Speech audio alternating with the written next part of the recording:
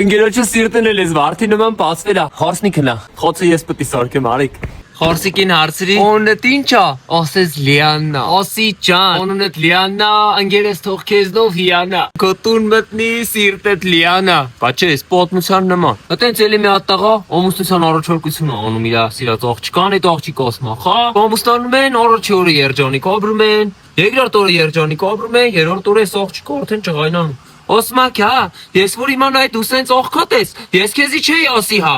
Osmo pavor ես քեզի ասում ես աշխարհում մենակ քեզ ունեմ, մտածում ես ռոմանտիկ է։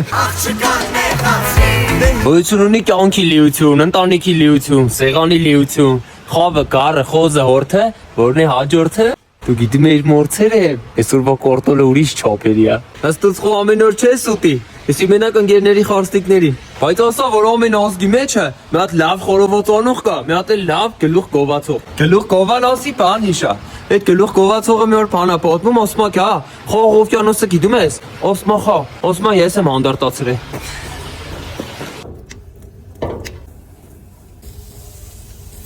Հեյ լավ, արեք եթանք ես փորձեմ նոր արխային տանեմ ընկերոջս։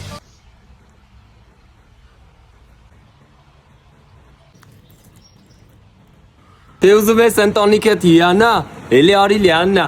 էլա։